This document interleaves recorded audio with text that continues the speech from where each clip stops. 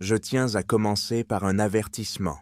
Ce que vous allez entendre a longtemps été considéré comme caché, et ceux qui ont essayé de le rendre public ont disparu dans des circonstances très étranges. Notre histoire met en lumière un secret dont on ne parle pas couramment et qui a trait au trésor de connaissances le plus profond de l'Église. Le Vatican possède un labyrinthe complexe de passages souterrains où sont cachées d'anciennes archives et des livres très spéciaux. L'un de ces livres, trouvé dans un tunnel caché, a le pouvoir de bouleverser la vision de nos origines. J'ai eu la chance de toucher ces pages, d'entendre les chuchotements des secrets qu'elles renferment. Si vous êtes prêt à apprendre ce que vous avez passé votre vie à essayer d'éviter dans les sermons officiels et les chroniques historiques, je vous conseille de ne pas détourner le regard. Mais n'oubliez pas que ce que vous allez découvrir risque de vous changer à jamais. Ma seule mise en garde est la suivante. Ne vous attendez pas à des réponses faciles. Les vrais mystères n'apportent que plus de questions, et peut-être même des dangers mortels. Je suis Daniel, un jeune archiviste travaillant au cœur du Vatican. Mes fonctions consistent à systématiser des manuscrits et des livres anciens, soigneusement enfermés dans des salles où seuls quelques privilégiés sont autorisés à pénétrer. Je me suis toujours considéré comme un homme discret, qui n'aime pas le sensationnel. Je considérais les volumes de poussiéreux comme des témoins silencieux d'époques révolues, et j'enregistrais soigneusement leur état dans un catalogue spécial. Mais tout a changé ce soir-là, lorsque je suis resté tard dans la bibliothèque et que j'ai entendu un léger bruissement provenant d'un endroit où je n'étais jamais allé auparavant. Mes pieds d'homme se sont engagés d'eux-mêmes dans l'étroit couloir et mon cœur a battu la chamade, comme pour m'avertir d'un danger. Je savais que ces murs étaient même pleins de sorties secrètes et de vieilles portes. Pourtant, chaque pas que je faisais me faisait ressentir un doute glacial à l'intérieur.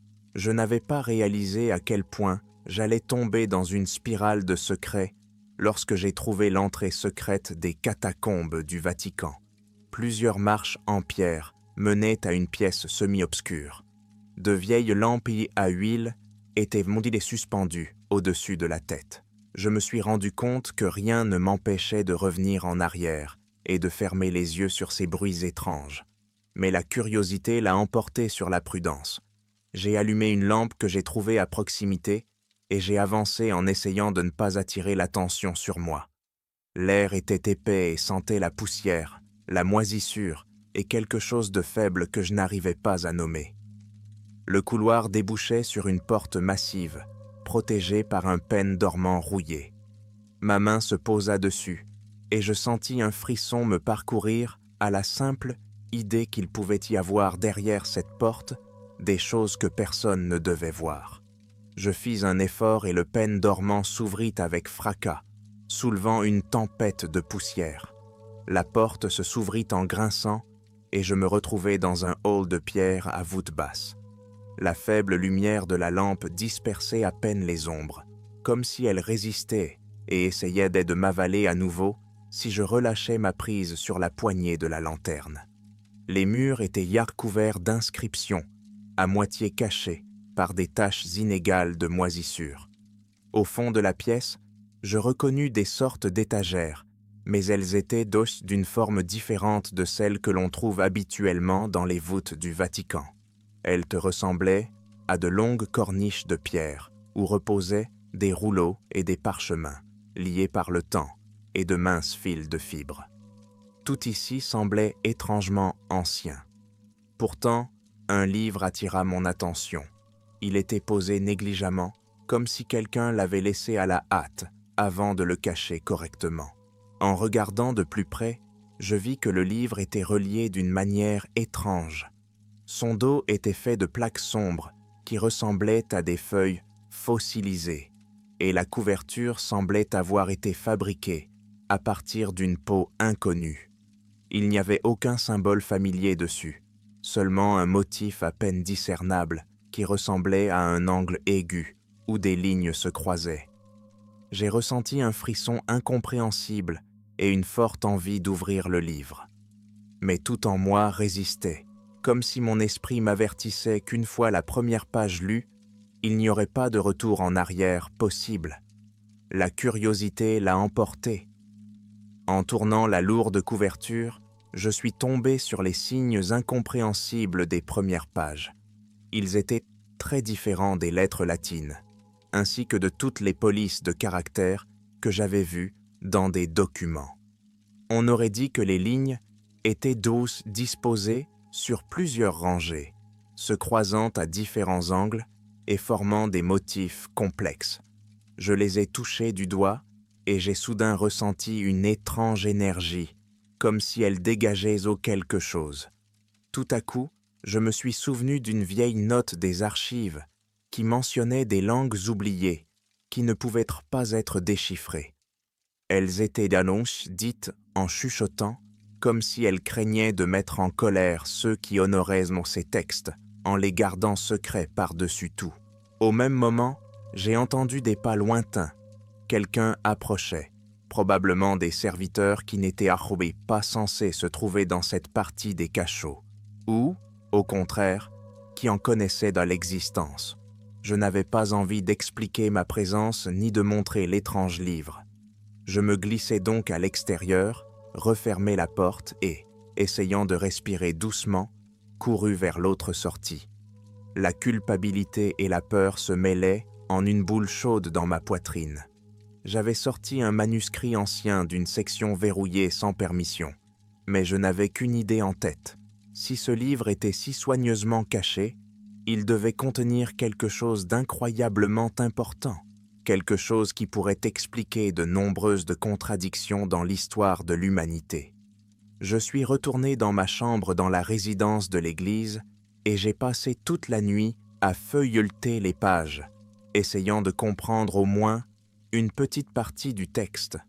Parfois, il me semblait voir dans les marges des inscriptions, faites avec une plume fine dans une autre langue, plus proche du latin.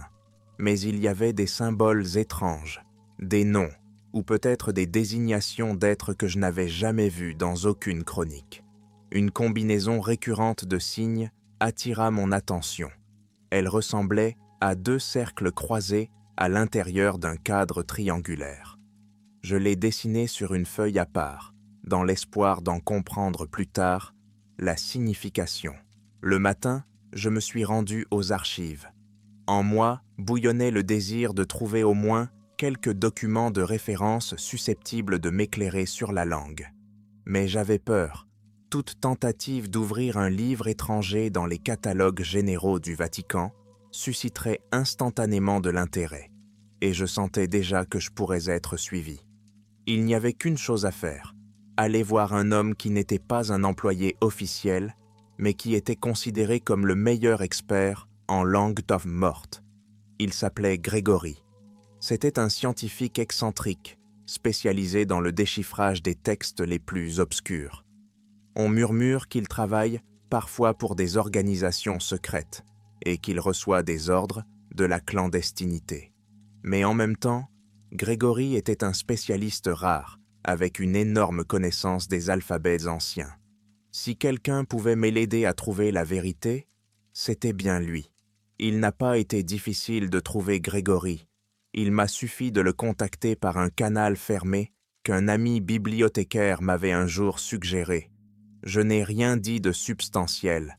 J'ai simplement mentionné l'existence d'un texte très ancien dans une langue inconnue. Grégory a convenu d'un rendez-vous dans un restaurant à l'extérieur du Vatican, dans un recoin où les touristes pénètrent rarement.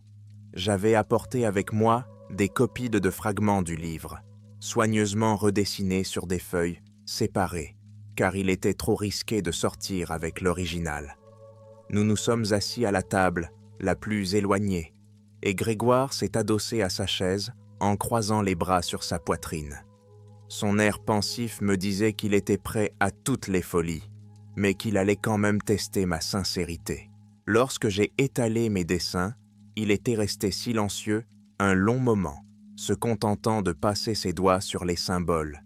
Il a secoué la tête plusieurs fois et il y avait une étincelle étrange dans son regard.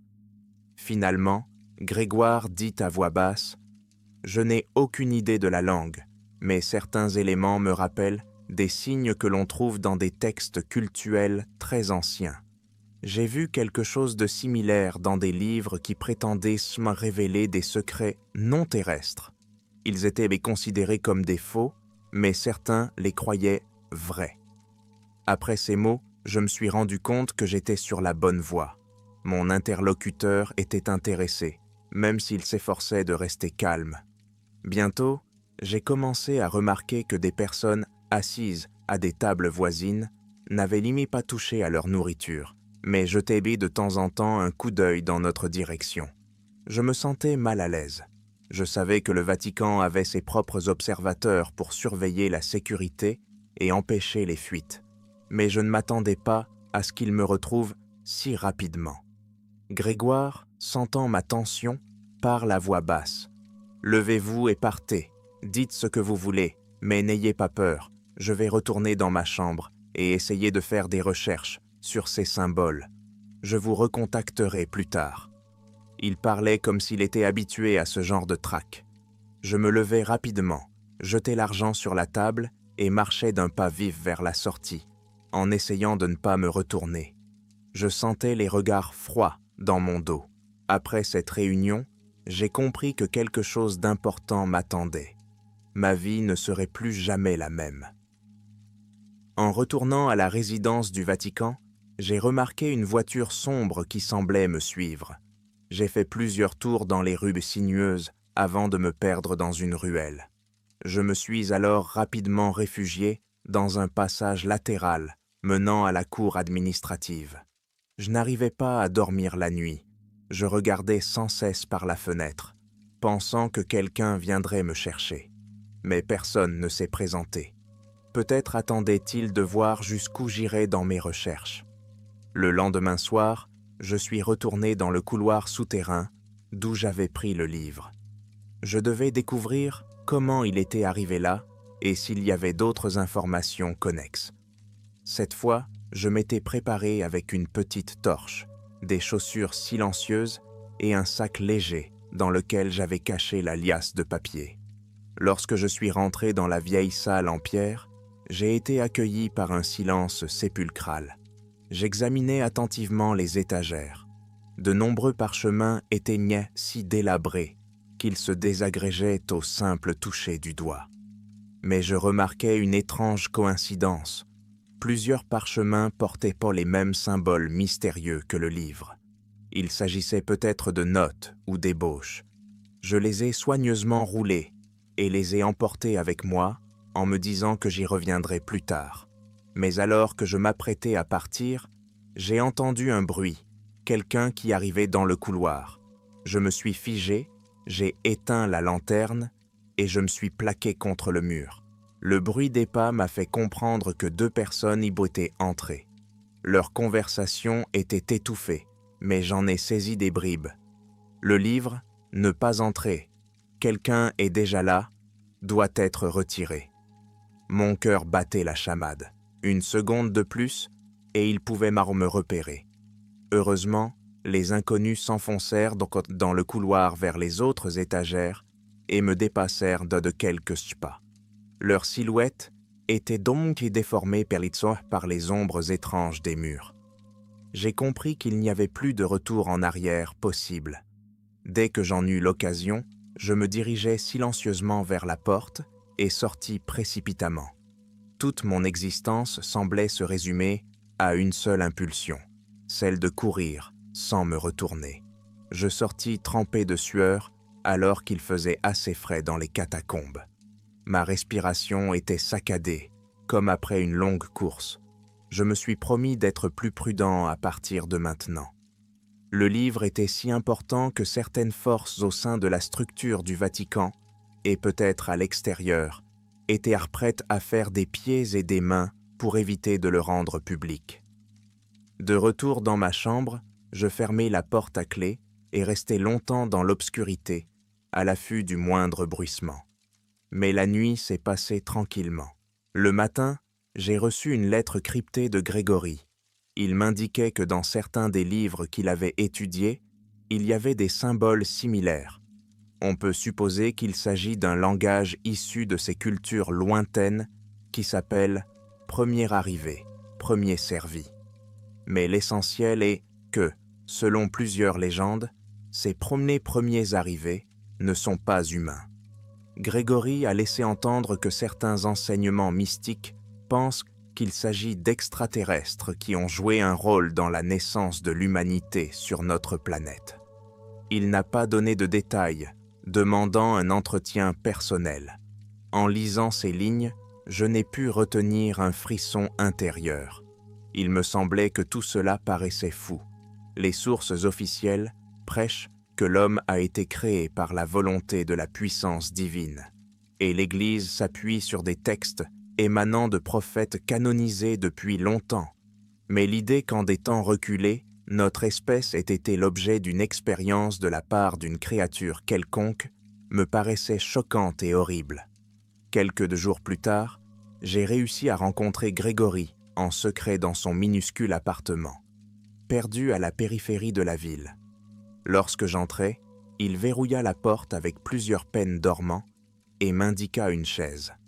La pièce était tapissée d'étagères où s'entassaient des dossiers, de vieux parchemins et des papiers, de toutes sortes. L'odeur des vieux livres et le goût amer du café bon marché flottaient pendant l'air. Grégoire me tend un mince dossier contenant ses notes. Il parle vite, à voix basse, comme s'il craignait que quelqu'un écoute à travers les murs. J'ai trouvé des références à un ensemble de symboles similaires dans les archives d'un manuscrit attribué à une civilisation qui aurait visité la Terre dans les temps anciens. Les sources sont extrêmement rares, mais un document mentionne que le texte appartient à des êtres qui ont créé l'homme comme un produit de manipulation génétique. Un mythe? Peut-être. Mais il y a trop de coïncidences pour qu'il s'agisse d'une fiction. Il poursuit en disant que pendant des siècles, une commission spéciale du Vatican a recueilli de tels textes. Tous contiennent des informations susceptibles d'ébranler la compréhension habituelle de la religion et de l'histoire de l'humanité. Vous pouvez penser que je suis fou, mais il semble que les dirigeants du Vatican mènent une guerre secrète contre la fuite de ces données. Quelqu'un au sommet pense qu'il vaut mieux garder le secret plutôt que de permettre une confrontation ouverte avec les principes de la foi, car la crédibilité de l'Église pourrait alors s'effondrer. J'ai senti monter en moi un mélange d'horreur et d'excitation. D'une part, il me semblait blasphématoire et effrayant de penser que notre humanité entière était le résultat d'une expérience extraterrestre.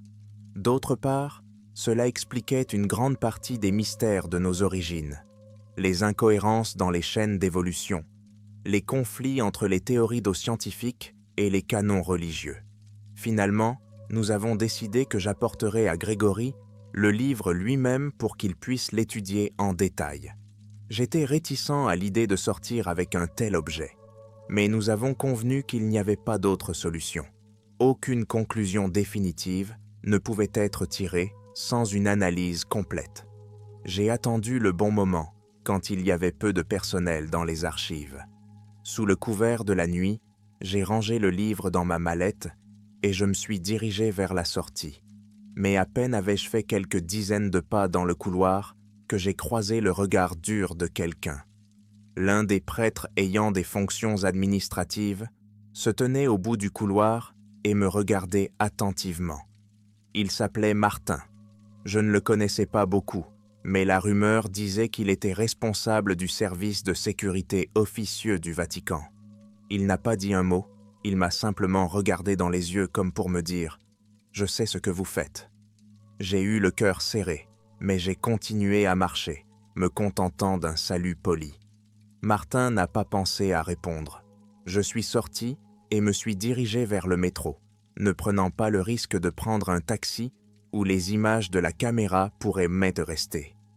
La ville était au crépuscule, les lampadaires commençaient à peine à scintiller, et j'ai essayé de rester dans la foule pour ne pas me faire remarquer.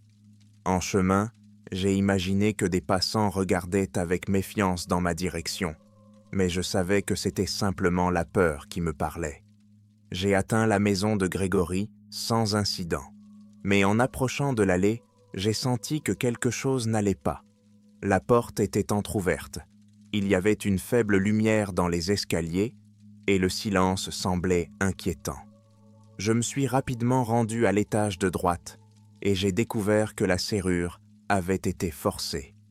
La chambre de Grégoire était en désordre, des papiers étaient éparpillés partout, dont certains que je reconnus comme étant les notes dont il m'avait parlé. Mais Grégoire lui-même était introuvable. Il n'y avait aucune trace de sang, aucun signe évident de lutte, mais tous les meubles avaient été retournés et des documents importants avaient apparemment été volés. On aurait dit qu'il avait été pris par surprise.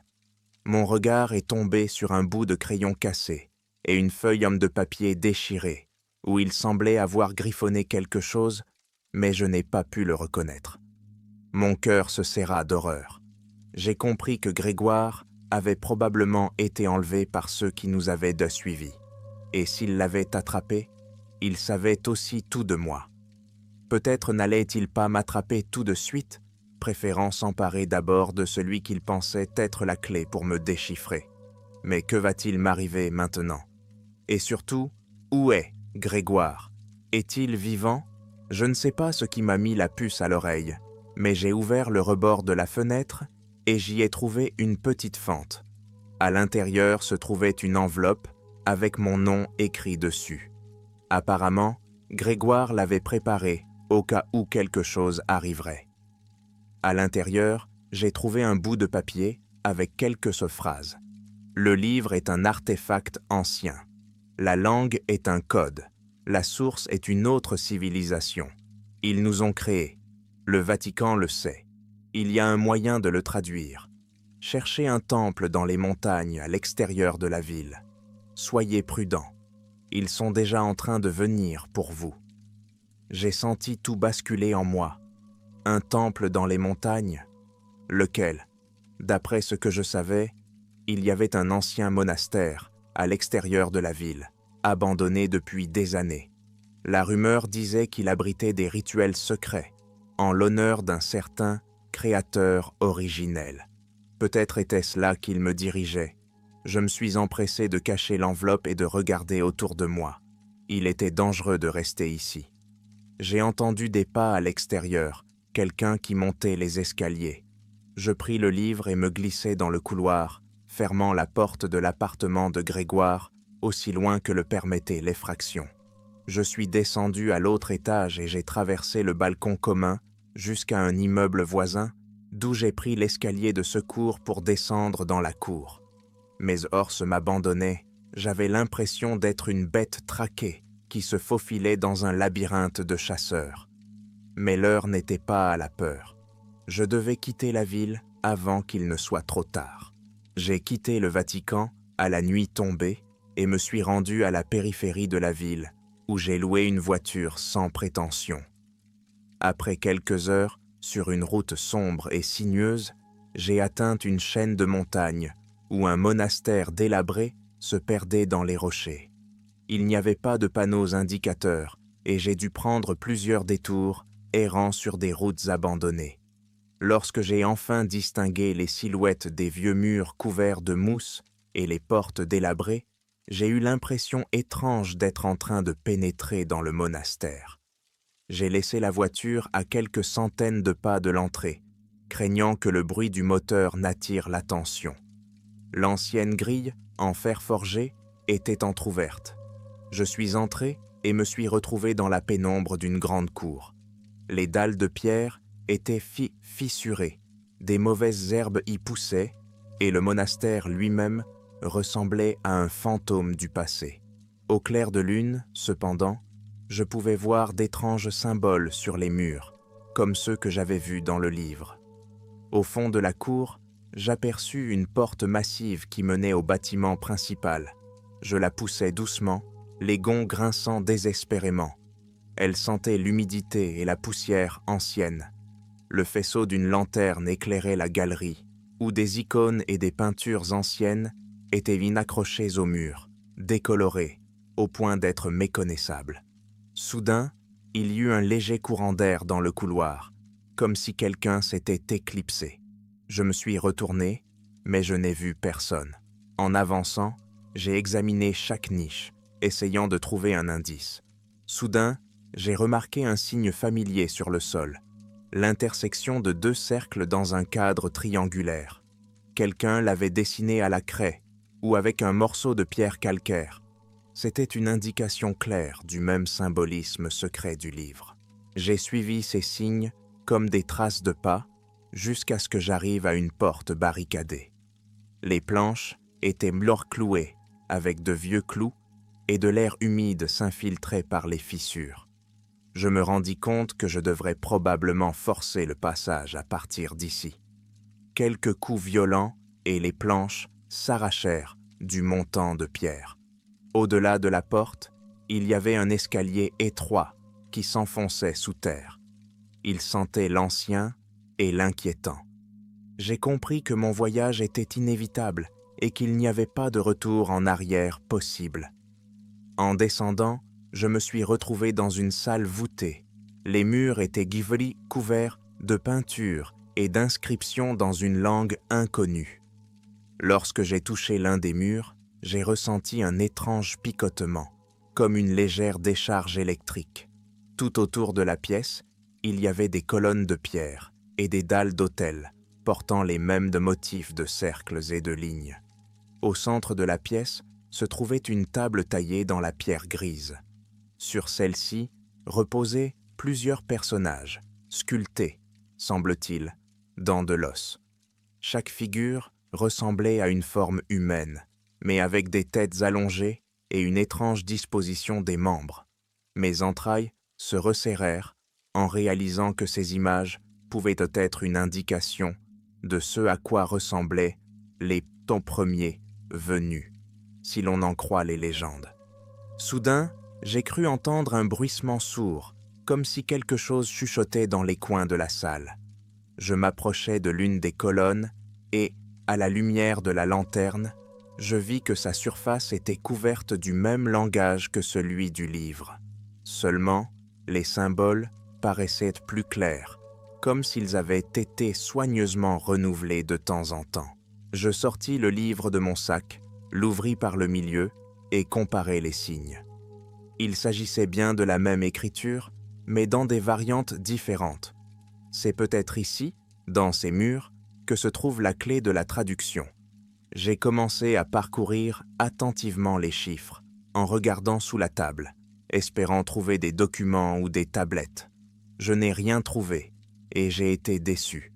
Mais soudain, je suis tombé sur une niche dans la pierre, où il semblait que quelque chose pouvait être inséré. La forme de la niche correspondait au contour du livre, si l'on regardait l'épaisseur. J'ai essayé de glisser doucement le livre à l'intérieur. Il s'y est inséré presque parfaitement. Et puis, comme en réponse, les murs de la salle ont tremblé dans un grondement sourd. J'ai reculé d'un bond pour reprendre le livre, mais le processus avait déjà commencé. Plusieurs symboles runiques brillaient faiblement sur la voûte de la pièce et formaient un motif incompréhensible. Mes yeux s'assombrirent comme si le temps et l'espace tremblaient. Je ressentis une immense peur et en même temps une étrange certitude d'avoir touché le véritable pouvoir qui sommeillait jusqu'alors dans les profondeurs de la pierre. Une idée me traversa l'esprit. Et si un portail vers un autre monde était sur le point de s'ouvrir, ou au moins activer un mécanisme laissé par les premiers venus. Une légère secousse par derrière me fit me retourner. J'ai vu une silhouette sortir de l'obscurité. C'était Martin, le prêtre au regard lourd. Une courte lame brillait dans ses mains.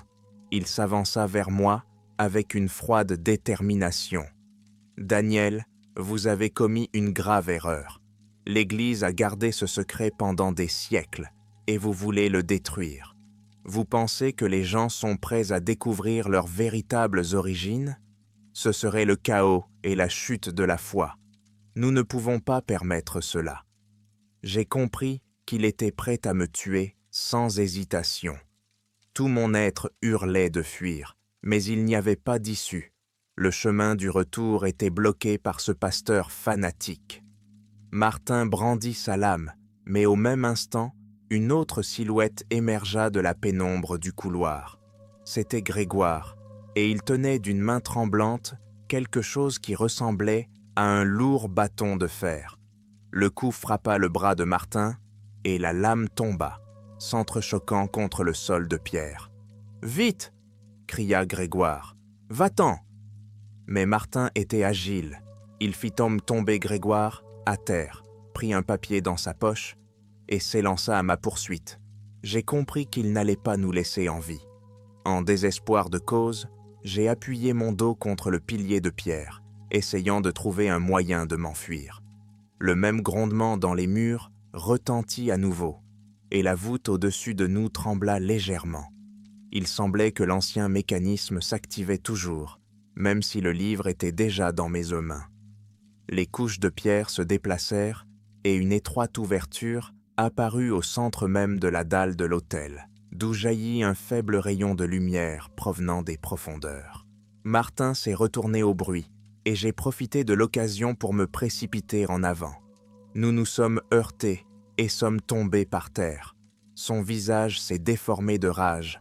Vous ne vous rendez même pas compte de ce que vous mettez au monde. J'ai senti sa main sur ma gorge, et des points noirs sont apparus devant mes yeux. Soudain, la même barre de fer a jailli dans les airs et s'est à nouveau abattue sur Martin. Grégoire réussit à se relever et vint à mon secours. Le prêtre recula en titubant, se serrant la tête.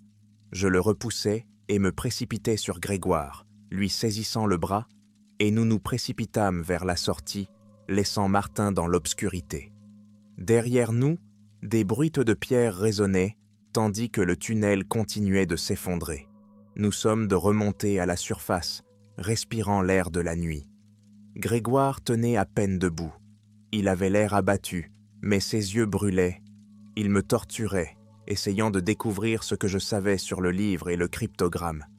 Heureusement, j'ai réussi à m'échapper. Mais nous n'avons pas beaucoup de temps. Leurs hommes vont bientôt arriver.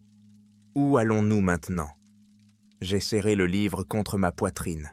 Je ne savais qu'une chose, je devais protéger ce secret, car entre de mauvaises mains, il pourrait être désastreux.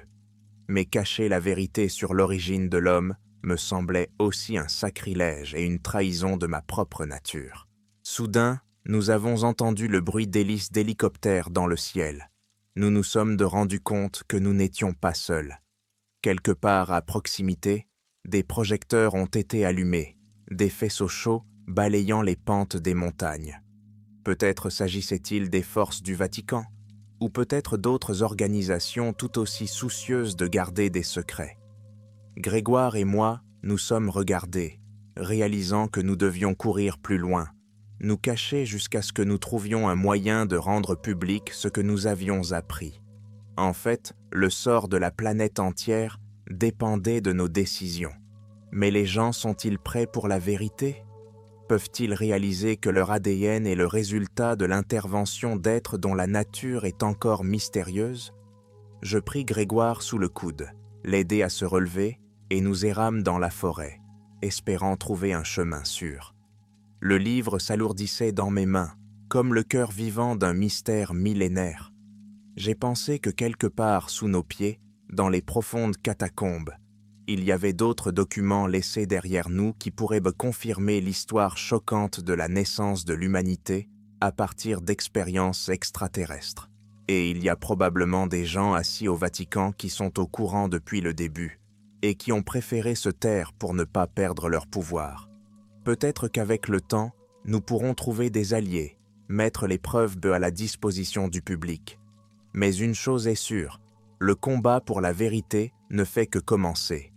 Ce livre ne doit pas retomber dans l'ombre. Arrivé au parking où j'avais laissé la voiture, nous nous sommes glissés dans l'obscurité de la nuit avant que les projecteurs ne nous atteignent. Le moteur gronde et nous nous engageons sur la route. Étroite, impatients de nous perdre dans le dédale des cols. C'est ainsi que s'est achevée la première étape de ma vie. la confiance, enveloppée dans le dogme de l'Église. Dès lors, je devins un fugitif, porteur d'un terrible secret qui pouvait changer le monde. Mais peut-être était-ce là mon véritable destin, donner à l'humanité une chance de découvrir qui nous sommes vraiment et pourquoi nous sommes venus sur cette planète. Et bien que la peur imprègne tout mon être, je ressens un étrange frisson. Entre mes mains se trouvent les clés de secrets cachés depuis des siècles. Nous ne savions pas ce qui nous attendait, mais chaque choix que nous faisions maintenant signifiait soit une dissimulation totale de la vérité, soit sa révélation explosive. Une seule question subsistait. L'humanité serait-elle prête à nous croire et à accepter la profondeur des changements à venir? Je consigne ces événements pour qu'au moins quelqu'un puisse comprendre comment tout cela s'est passé. Mais les paroles semblent sauvages et effrayantes, mais je vous jure que ce que j'ai décrit est vrai, et que ce n'est peut-être que la partie émergée de l'iceberg. Si vous trouvez un jour ce manuscrit, notre histoire n'est pas terminée. Quelque part, sous les voûtes d'anciens couloirs, dans d'anciens monastères, dans les archives classées du Vatican, se trouve l'histoire de notre espèce, et elle n'a rien à voir avec les dogmes bibliques ou les théories scientifiques habituelles. Elle est beaucoup plus vaste, plus profonde, et en même temps plus terrifiante que je n'aurais pu l'imaginer. Mais maintenant, une fois confronté à ce mystère, je ne peux plus vivre ma vie en faisant comme si rien ne s'était passé. Je vous transmets ce savoir, gardez-le précieusement, et n'oubliez pas que parfois, les choses les plus importantes pour l'humanité sont enfermées sous 7 sceaux, jusqu'à ce que quelqu'un décide de tout sacrifier pour la vérité. Et lorsque la vérité sera révélée, le monde ne sera plus jamais le même.